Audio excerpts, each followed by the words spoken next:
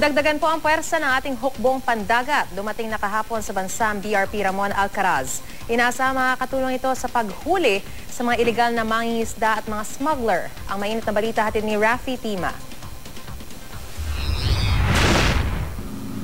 Matapos ang isang buwang paglalayag mula sa Amerika, masayang sinulubong ng humigit kumulang 30 bangkang pangisda ang BRP Ramon Alcaraz pagdating nito sa Bolinao, Pangasinan kahapon. Ito na ang pangalawang Hamilton-class cutter ng Philippine Navy kasunod ng sister ship nitong BRP Gregorio del Pilar na sumalubong din sa bagong dating na barko. Tulad ng Gregorio del Pilar, isa ring dating barko ng US Coast Guard ang Ramon Alcaraz.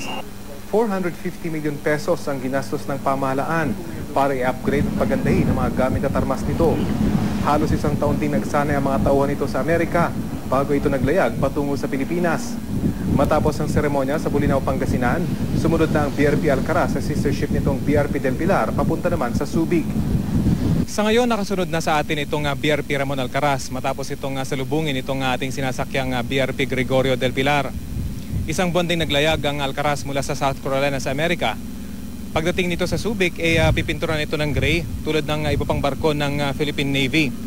Itong ating sinasakyan ay tinuturing na sister ship ng Alcaraz. Parehong-pareho sila ng itsura at sukat. Meron din itong flight deck na tulad nitong ating kinaroroonan. At meron ding retractable hangar na tulad nito kung saan pwedeng itago ang mga helicopter kapag masama ang panahon.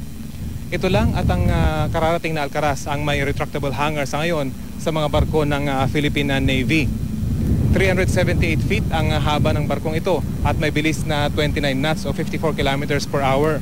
Meron itong mga armas tulad nitong 50 caliber machine gun at meron ding mga sakay na rigid hull inflatable boat na tulad noon sa dulo na pwedeng panghabol sa mababilis na bangka.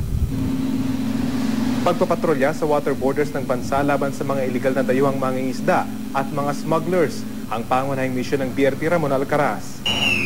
Rafi Tima, GMA News.